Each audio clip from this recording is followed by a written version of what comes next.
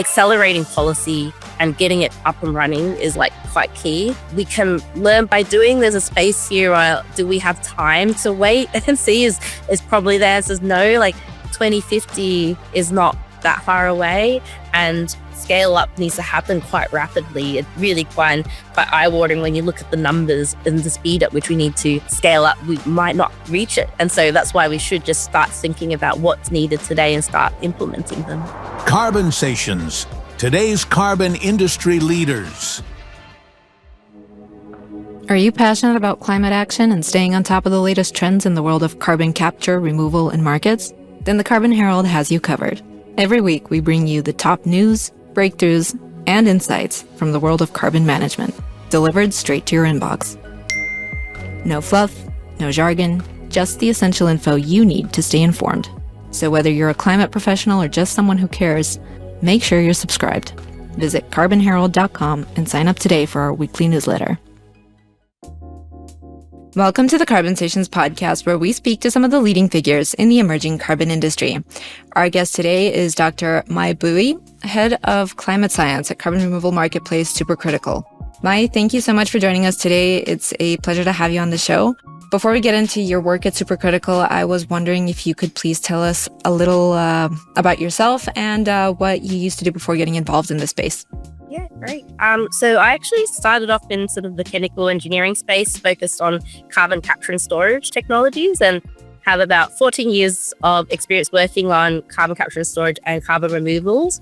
And that kind of looked at operating technologies, demonstrating that it works with pilot plants and showing that the technologies can operate in certain ways and in certain phases.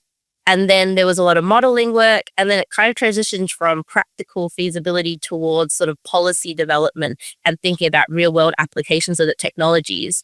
So over this time, I also started working a lot on carbon removals. And I remember going to a conference back in 2012 where direct air capture was first proposed as this concept. And it was a conference full of engineers and scientists. And we thought, this is a very silly idea. Why would you do this? It's very low concentrations of carbon dioxide in the air, and it seems like not very practical. And so since fast forward to today, and we can now see that it's like actually being deployed at large scale. And so it's one of those technologies and spaces that I've seen a lot of growth, and it's happening at like an expedited way that research has never done this level of jumps in technology readiness levels in history as far as I know. So that's why it's quite an exciting space. And moving out of research, I just thought like I wanted to kind of see this growth happen in the real marketplace, in the real world. And so that's why I've been more and more involved in sort of the voluntary carbon market in the later parts of my research career. And then I made the move to jump over to Supercritical about a year ago. That's fantastic. It's actually very rare that we get someone who was kind of involved in the whole carbon management industry right off the bat. Usually people come from other spaces. So yeah, that's really cool. I didn't know your background was in carbon capture. Actually, I would have probably prepared different questions in that case. But yeah, moving on to your current role as head of climate science, what does your day-to-day look like, and how does your work connect to Supercritical's broader mission? Yeah. So with the background in sort of the technology and understanding how it works, as the lead of the climate science team at Supercritical, we will essentially develop frameworks that assess the quality of the CO2 removal products that go onto our marketplace. And that's really important because for a lot of buyers, it's like that trust aspect, knowing that what they're buying is a genuine carbon removals. So that's why we've developed these rigorous assessment frameworks to deliver that understanding on what the key metrics are. And for customers, they want to know, does the carbon removal science make sense? Is the delivery risk low? Are there any social or environmental impacts that they need to be aware of? And that's essentially what we do in the team. We do that for existing products that are in operation, but then we also do that for early stage projects that are looking to develop and trying to get to the high quality bar that a lot of buyers are looking for. In addition to the day-to-day, I also do a lot of engaging with government and helping with developing policies. I'm an advisory board member for Pure Earth, so I help develop the standards that go around showing what high quality CDR looks like in a registry, and then also working with government to develop standards that they're using to essentially inform them on what high quality looks like in a compliance-based market. I've also helped with SBTI, so the Science Based Targets Initiative, to set around like guardrails for corporates that are setting net zero targets and how they go about setting targets specifically for carbon removals. Oh, wow. This is going to be a longer podcast than I expected, probably. I have so many questions to ask you in that case. But before all of that, perhaps for those of our listeners who may not be familiar, what makes the company's approach to carbon removal procurement unique? I think for every customer or every buyer, they do approach it in a different way. So one is if they first follow a certain guidance, so they may be looking at following the SBTI guidance on net zero, or they might be following Oxford offsetting principles. So that will be sort of their decision on how they build a portfolio of carbon removals or how they go about reaching to net zero. And then the second part they might ask themselves is, what is their company and their business values, and then aligning themselves to certain projects that meet or align with those values. So it could be that if they're in aviation, they may look into supporting technologies that also build into their net zero portfolio, like sustainable aviation fuels. There's a strong linkage with direct air capture where it provides sustainable carbon. So they'll invest in carbon removals like direct air capture because it also supports another wedge in their net zero pathway. And so companies will then try to choose CDR technologies that align with that business in that sort of way. Other things that they might also value would be like biodiversity or social co-benefits. And so they might find certain CDR pathways that also provide those co-benefits that then also align with their company values. Okay. Given your work and expertise in this field, what would you say to you personally are some of the most exciting or most promising, perhaps, carbon removal pathways from a science perspective? Yeah, I think the most established one that's been around and also more mature as a market is the biochar market. It's growing. There's hundreds of projects all around the world, but then it also makes it challenging for buyers to kind of navigate this very fragmented space, because when you've got lots of projects to choose from, the question is like, what does high quality look like in this very sort of crowded space? And I think that will always be ongoing in terms of potential innovations and developments on that area, because you've got different projects happening in different parts of the world. There's different feedstocks. There's a lot that you can do on that space to improve efficiency and improve on the quality. The other exciting path is like seeing these bigger infrastructure projects where you can see bioenergy with carbon capture and storage and direct air capture projects, which require large infrastructure. And they're now in that process of construction and development, and they're soon to be coming online in the near term. So as soon as like next year to 2030, we'll start seeing these big projects, and they are, significantly larger in scale when you compare them to biochar. And so this will provide us a lot of that scaling up that we've been asking for, because we need to ultimately get to 10 gigatons of CO2 removal per annum by 2050. And we're really just at the sort of smaller scale with a lot of these early stage projects and these smaller sort of biochar projects. But when we start doing these bigger projects, you could be looking at millions of tons per project. So one project for direct air capture, for example, in the US, they're going to provide 1 million tons of CO2 removal per year. And I think the very early phase projects that are still in development would be like the ocean-based removal options. So these are still developing the MRV, like the monitoring, reporting, verification approaches. But these will be quite exciting because the potential of doing removals with oceans is significant and large. So that could be quite exciting. There's one specific solution I also wanted to ask you about that's kind of being talked about more lately, biochar sludge. What is it and how is it different from just regular biochar? Yeah, so traditionally the feedstocks we would use for biochar would be agricultural residues or residues from forestry operations, and they are sort of easy to deal with. They're cleaner fuel sources. And so that's been like the preference for a lot of the projects so far. But now we're kind of needing to expand and scale sewage sludge, which comes out of like, water treatment and sewage treatment, is a potential feedstock. It's quite larger scale because, we deal with a lot of water treatment in communities and in just general societies. And so there's a lot of material that needs to be treated and dealt with. And so if we were to convert it into biochar, then it actually creates a higher value product that actually provides a lot of co-benefits. It is challenging to work with as a feedstock because it's quite wet. And there's also potential contaminants that might have to be dealt with as part of that process of producing biochar, but it does have co-benefits in that it also removes contaminants that also are a problem when you're doing treatment of biochar. So for instance, like PFAS and other biological contaminants that you normally wouldn't want to put into soil, they actually get removed and essentially neutralized as part of the biochar production process.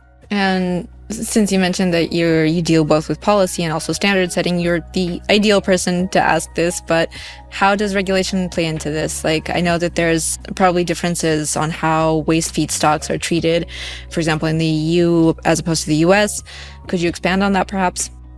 Yeah, so the regulation barriers is that within the EU, they do prohibit the use of sewage-derived biochar for land applications. And this is part of the fertilizing products regulation. And so this then means that it can't be used in one of the biggest possible markets. And so this really needs to kind of be changed, in that we need to develop the understanding around showing that it's safe, demonstrating that it is safe, and then hopefully the regulations will update accordingly. And what about public acceptance? Not just for this method, but like carbon removal in general. Where is it today, and how critical is it for us to get the general public really on board with the idea that we have to scale CDR? Yeah, it's pretty much like the make or break for a lot of projects. And from the background in carbon capture and storage, I think there's a lot of learnings from that, where projects will get to a certain phase where they get quite developed, but then the last hurdle, which is like getting those final permits, essentially get turned upside down because the general public in those communities just don't accept the technology.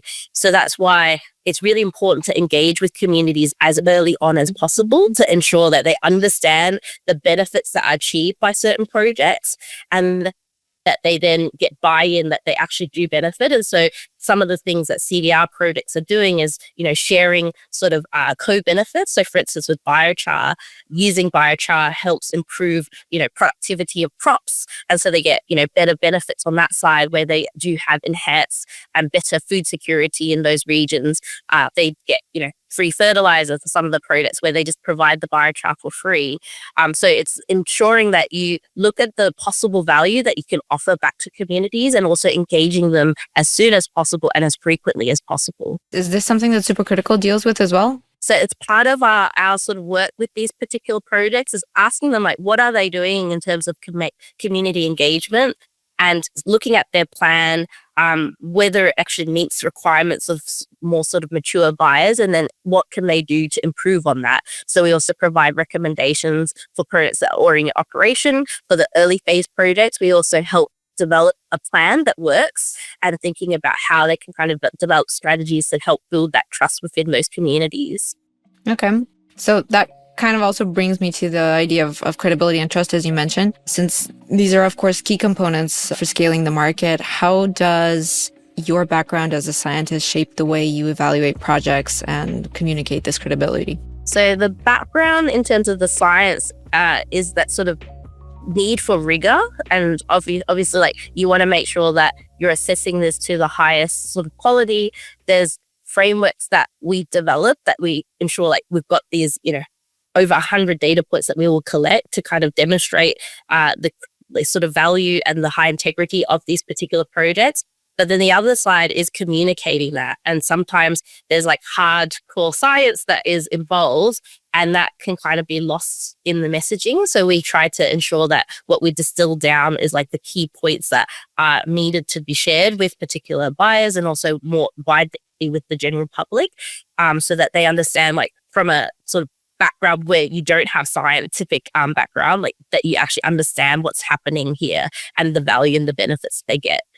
So I think it's really the communication piece often has been a key criticism for folks with a science background, but then now we're kind of doing a lot more to kind of reframe how we do the communication so that it's more understandable from or sort of likes of people. I would agree. Communication is absolutely one of the major issues, I would say, probably with carbon removal at large. Just trying to get the message across in a way that resonates with most people, and like not just the general public, but also like people who are in this business, buyers, for example. Like, how do you kind of chew this up for them? How does your team translate this like complex science into something actionable for companies, really?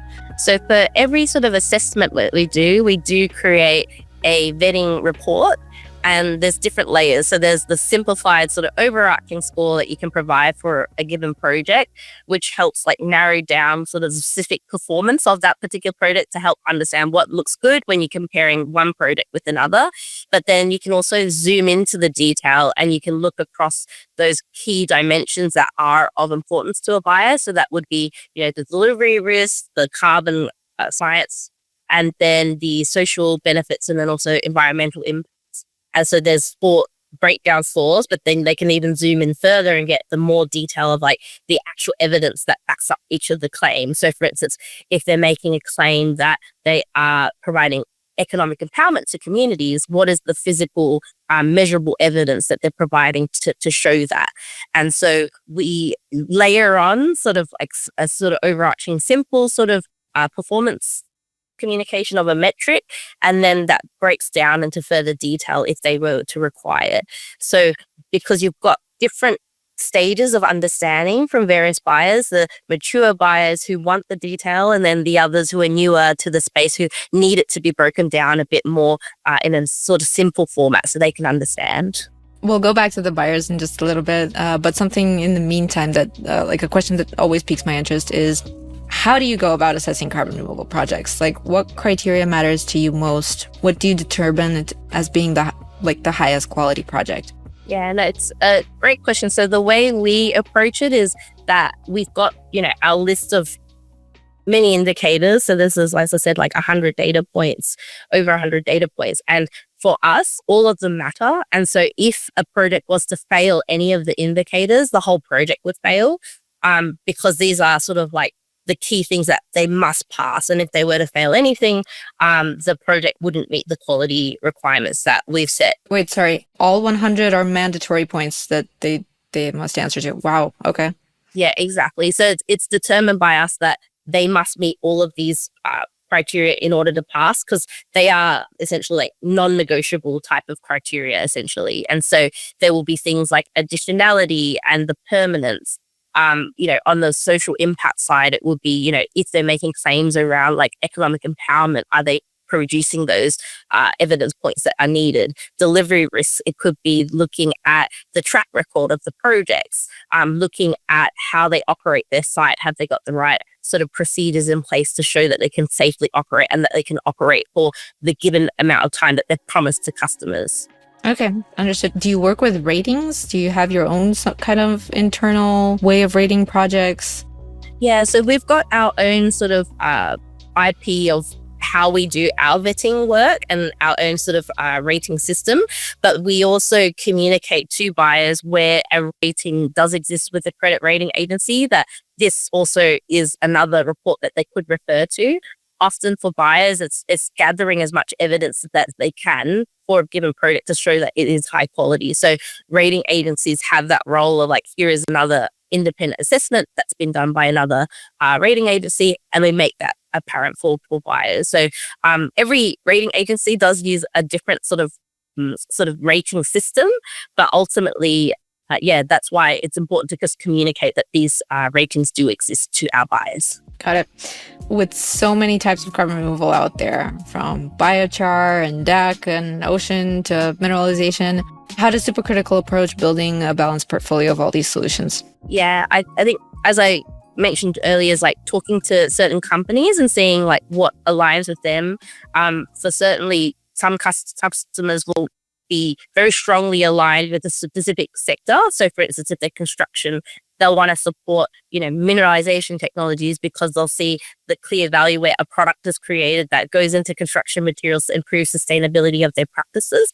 So we'll help guide them through that journey by first asking like what matters to them, and then finding the right suppliers or pathways that meet those sort of values and those requirements.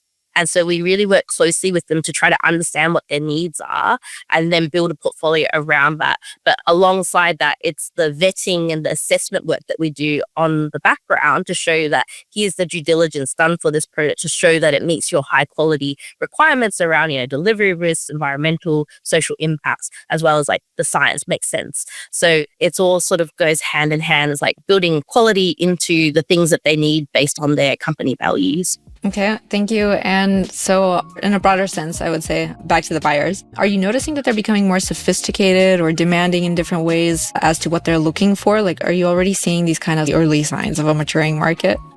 Yeah, no, it's definitely, as I said, like different stages of understanding where there's new buyers who are coming in to test the waters a little bit to see what's out there. And they're making these sort of like initial purchases to kind of see what the process looks like and how from that learning, how they might then develop more established and bigger portfolios. And then you've got the mature buyers who might ask for like specific characteristics where they want to help support growth in a certain country, or they want to catalyze new industries or new projects. And so they're looking for maybe like early stage projects. So the demands will vary depending on what type of buyer you're looking at. But these are sort of some of the examples of some of the requests that some buyers might have where they're really kind of looking for something that's interesting and new, maybe hasn't attracted a lot of investment yet. And so they can see investing in that new pathway could help establish this new technology that doesn't yet exist in a significant degree yet. So we're certainly seeing those trends, but then you've also got on the other end of the spectrum, those who just want something that they know works, that's high quality. And so they're buying from more established products because they feel those are the safer options. So it just depends on the buyer. And those are sort of the two sort of extremes, like ones that want to catalyze and some that want to buy safe and they know that works. What about on the supply side? Have you noticed any kind of changes in behavior on like the project developer side over there, maybe the past year even, because the market has been developing pretty quickly? Yeah. So when I first kind of got into the sort of the VCM world was back in 2021 when Pure Earth was like the main registry and probably the only one that was doing like engineered CDR in those early stages. And since then, you've got new market players coming in that offer registry services like, Isometric. There's one called Rainbow, Vera, Gold Standard. They're also doing removals as well. And so for suppliers, the question is like, which one of these registries should we be choosing? Each registry has their own standard that they will have developed. And so some of which kind of differ slightly from each other. So the question is like, which one is the high quality registry we should go with? And so for suppliers, it's been kind of tricky probably to navigate through this kind of growing fragmented space on registry side. And then that will then probably lead on to like confusion around that. But then buyers will also have their preferences where they'll say certain registries for them are seen as higher quality. So for suppliers, it's just trying to keep ahead of the curve on what quality registries they should be working with, what are the general best practices that they should be following to ensure that they meet these quality bars that are being set, like pretty much evolving as well. Do you work with suppliers, like in the way, like, can you consult them on these things? Like if I'm a project developer, can I come to Supercritical and be like, okay, can you help me figure out how to get registered, how to have my project rated? Is that something that you can help them with, or should they be fully and totally ready before they come to you? Yeah, that's where we do work with products at different stages. So we've had products that are early phase that require like a little bit of assistance to kind of figure out where to go, what's the next stage, what the next stages are. And so we do work with early phase projects. We do have also established projects that we vet. And so part of the vetting work is figuring out key recommendations that we can provide back to the projects. That's the advantage with Supercritical is our supply team works super closely with these suppliers to get the data that we need to do the due diligence, but then also communicate to them like how they could further improve if they want to improve their score once they get the results back from the vetting. And so often we do see projects over time that have been on our platform improve in their vetting score because they've learned from the first few rounds of vetting that these are the key changes they need to do to help improve over time. With our early stage projects, we do have a couple that we work with that we bring through that process to help understand like what quality looks like, what they need to do from the very get-go to ensure that the project does meet quality standards. Are you noticing any preference in carbon project developers, like for specific types of carbon removal pathways? So for product developers, I think it comes down to their track record. So if the folks who kind of do a particular pathway because they've got a background in that space. So if they're someone that works in sort of like the agricultural sector, they might go on to do biochar. Then you also got some others who don't have a background in the science and they are just coming in to invest and develop a project. And so then they have to bring in expertise. So I think what they do keep an eye on is like trends in the market. And so when you look at CDR.FYI, you can see all the transactions or the purchases that are happening. So you can kind of predict what pathways potentially are of interest right now in the market. And then from there, develop projects around that. But then, the types of people who develop projects can vary from one non-background, like people with non-scientific backgrounds, and then those who do have the background in it. And so they are very much the right person to do that project. Got it. Taking things broader still, how much does policy and policy frameworks and government incentives influence your work, but also the market at large, as far as you can tell? Yeah. So with policy, it's quite important to kind of have around this to show that in particular regions that there's strong support for climate and that net zero is on the agenda, because ultimately you won't need carbon removals unless there's a net zero target.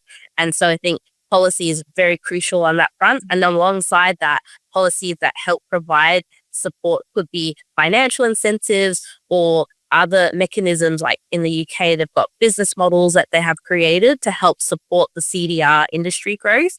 You do see that some types of pathways might rely more on policy support and government incentives more than others. So, for example, those that use carbon capture and storage infrastructure, like the BECCS projects and direct air capture, they do rely more on government financial support to help that initial seeding of the infrastructure that it would need to do their large-scale project. So you definitely see that in the US, in Denmark, in the UK, these bigger scale like bioenergy with CCS and DAC projects, like they are needing government funding and incentives to help bring their projects online. But as the market transitions and matures, the hope is, I guess, that they are then financially viable and sustainable enough that they can then support themselves as a sector without the need for public and government intervention. Okay. Even so, though, I think that we're pretty much all agreed that we're going to need policy in order for the market to really scale that convergence of the voluntary and compliance markets that everybody's been talking about for the past few years. We're already seeing it happen. But to make things really move faster, what signals would you like to see from policymakers? The sort of speed at which policy is developed needs to be accelerated, I would say, because ultimately there's a lot of suppliers and project developers who are waiting for these strong signals from government to show that let's pull the trigger on investing, because the longer we kind of wait to sort of build out the right incentives and the policy means that they are holding off on their decisions. And it takes time to develop projects. It's not that it can happen overnight. So there are projects that are ready to make decisions, but they just don't quite see the right political environment to maybe invest in yet. And so there is a pause being made on certain decisions to then pull the trigger on building and developing a project. So I think accelerating policy and getting it up and running is like quite key. We can learn by doing. There's a space here. Do we have time to wait and see? Is probably the answer is no. Like 2050 is not that far away, and scale up needs to happen quite rapidly. It's really quite eye-watering when you look at the numbers and the speed at which we need to scale up. We might not reach it, and so that's why we should just start thinking about what's needed today and start implementing them. But the question is, like, how do we do that though? Like, I understood that we have to be faster, but how? It's a double-edged sword. You have the need for faster implementation and faster deployment on the one hand. On the other hand, you also have to stay true to like methodologies and standards and all of this, and all of these things take time to develop and, in order for it all to work. So how do we strike that perfect balance? I think the things that need to happen are happening in the background. And I'd say like we're figuring out ways to do it faster. I would say the VCM sort of laid the groundwork on, methodologies for biochar, methodologies with DAC and all of these different pathways. And if governments want to kind of accelerate it, they could take those as an initial template and improve on those rather than reinventing the wheel. So there's aspects of like we could take what exists and then improve on it rather than trying to reinvent something completely new and different. That would be much more slower if we were to reinvent the wheel. So I think that's one way to help accelerate. And then two, just like making it known, like even the general public, making it known that climate is something that's important to them and that it should be put up as a priority on the agenda for policy and for government. And so then government would then know that they need to start accelerating plans around this. So having a net zero target is one thing, but the supporting policy that helps us get to net zero is the key missing part. And so I would say certainly in some countries, it's happening faster than others. So that policy that's needed to help develop a CDR market and compliance market is happening maybe more quickly in the EU, in the UK. But then in other countries, there's a bit of a wait and see. But what they are doing, which is positive, is looking and helping learn from like taking, lessons from other countries to learn from that. And the hope is like, because someone else has done it, it's then provided them confidence that they can do it as well. So would you say that this is perhaps the biggest challenge holding back carbon removal today? Or what is really the biggest challenge holding back carbon removal? I think right now the market, if you look at the data, is really kind of growing because of one of the biggest buyers in the world. As we know, Microsoft is the one that is essentially scaling the market. So in order to kind of get the scale up, we need more buyers in the market. And on the voluntary side, it's kind of getting companies on board, and they need to kind of see these right market policy signals. If they see the policy signals that say CDR is important for net zero, they would then be more confident in making the decisions to then do the big bets on CDR, just like how Microsoft had done. I think when the corporates and the voluntary market grow as a result, that will then establish this sort of CDR supply that might then eventually transition over to supply for compliance-based markets. I think compliance-based markets are also in development, but waiting to 2030 might be too late. So right now we're relying a lot on the voluntary sort of initiatives to kind of push that growth and that scale up. And so what we need to see is more interest from more buyers from, that are not just Microsoft, right? And so that's, I think, the next bit that needs to happen, and we need to see happen. Yeah, speaking of which, many are warning of this very real impending of a dramatic shortage of carbon credits on the market. What's your take on this? How do you see this happening? How do you see us potentially avoiding or overcoming it? The shortage on credits, hard to say, because ultimately there's growth. We need to see growth in demand in order to then experience a shortage. Right now, there are big projects that are happening and they will potentially come online. But if, let's say, we need more supply and more buyers come on board, they need to start going out and also supporting new projects. So one key thing that helps the market grow is providing, offtakes. And so big projects require a sign that there's interest in their particular project with an offtake from a buyer. And so they can't sort of make investment decisions until the offtake exists. So there's this sort of chicken egg situation where there's projects that are waiting to get investment, but they need buyers to be interested and signing offtakes. And so this sort of matching up with the right buyer needs to kind of start happening. And I guess that's something that we do and marketplaces do, which is matching up buyers with the right projects and creating sort of that sort of linkage so that these projects can kind of make these decisions to then support and scale up. And so I think that's the sort of bit that is happening, but maybe it's not happening fast enough. But that's, yeah. So for now, would you say it's more of a balance as far as supply and demand goes? For the supply and the demand, I think it's quite balanced. It's for now, but if let's say policy decisions are made kind of quite late and then we rapidly need to have massive supply that just doesn't exist, then we'll start seeing this bottleneck. We do see it in some of the sort of systems like Corsair, for example. when you're delaying decisions on certain like things like approving methodologies or products that come onto your system, it then means that the supply is then constrained. And then that means that it's hard for buyers to meet their demand and their targets. So that's where it still hasn't yet happened, that constraint in supply, but it will happen if we don't act fast enough to ensure that that supply is growing at the rate that's needed. So one of which is, if we know net zero has to happen by 2050, are we ensuring that people are building their portfolios now and starting to secure the supply with these offtakes or with these early sort of stage sort of investments so that that market will grow to what it needs to be in 2050. But if you delay your decision to purchase CDR till 2050, at that point, it may be too late. And so that's why SBTI, for example, have talked about, doing interim targets for CDR, because it's not just a wait till 2050 and buy everything then. It's a let's build up that capacity today. And so maybe you want to start doing your purchase of CDR today so you can start stimulating that growth in supply so that by 2050, it will exist when it's needed. And for kind of a crystal ball gazing moment, what's your thoughts on the future of carbon removal? What's your personal opinion? How do you see the space developing in the coming, maybe the next 5 years or 4 years leading up to 2030? Yeah, I think one thing that I've mentioned is this sort of fragmentation of sort of standards that exist across different registries and now even across compliance-based markets where governments are developing their own standard. And that fragmentation does lead to sort of like a bit of like concern around like which ones should we trust. And so the idea, hopefully in the future, is like we start kind of consolidating this into one single standard that's harmonized in a way that like everyone can trust this one standard.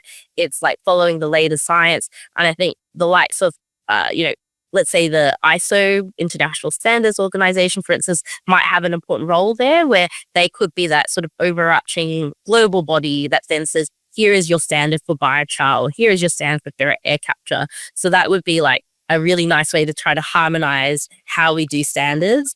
The other aspect is like that demonstrating that you can trust certain projects and the quality.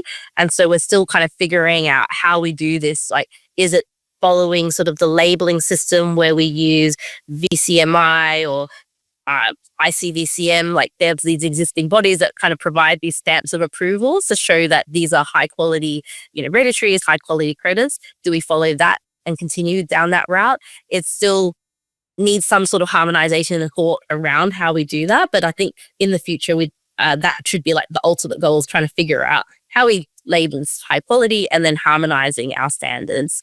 And then that way, even if registries exist, they then can just use the ISO standard, for instance, rather than doing this fragmented approach.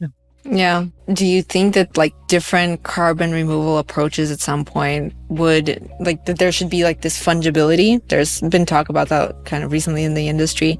Should like a ton of carbon removed via biochar, say, be the same as a ton of carbon removed via direct air capture? Yeah, it's a tricky one because they do differ in permanence.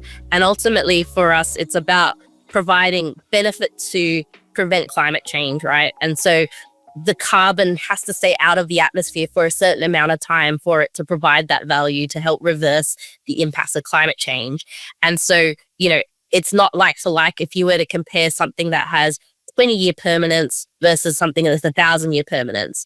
And so that's where some aspect of fungibility is needed. And so I guess some of the bodies like EU, for example, they've talked about conversion factors or some sort of like permanence equivalence factor that then enables you to say this many tons of a biochar is equivalent to this many tons of a direct air capture, or nature-based, they have lower permanence. So how many tons of nature-based would you need to be equivalent to a ton of, BECCS or bioenergy CCS? So that's where that work is still very much like early phase. There's some recent papers that talk about certain equations you can use, but there isn't consensus on what the right approach is. And I think first we need consensus on that before we can actually implement something like that then enables us to go like for like, this is how we equate these. Excellent. Now, I have one final question for you before we wrap up, and that is, what is Supercritical's plans ahead, like for the next weeks, months? What can you share with us already, or hint at least? I think we'll be definitely doing a lot more on sort of like thought leadership and thinking about new areas that require sort of thinking around, how might the biochar market evolve, or how might engineered CDR evolve. So you'll probably be seeing a few more of these reports that are being published, and then also on our platform as well, like providing these like market insights on how that market will evolve and help guide buyers also how to navigate this space where we're now sort of transitioning from a voluntary market system potentially to compliance markets. And what does that mean for you as a buyer? I think that's still unclear, but there is some movement happening, and just being aware of what these changes could be to help better inform how you develop your portfolio. Excellent. Mai, thank you so much for being here today. It was a pleasure to get to pick your brain today and have you on the podcast. It was really, really wonderful to speak to you. Thank you. Thanks, Violet. If you enjoyed this episode of the Carbonsations podcast and would like to hear more conversations like this, please be sure to subscribe. We really appreciate the support.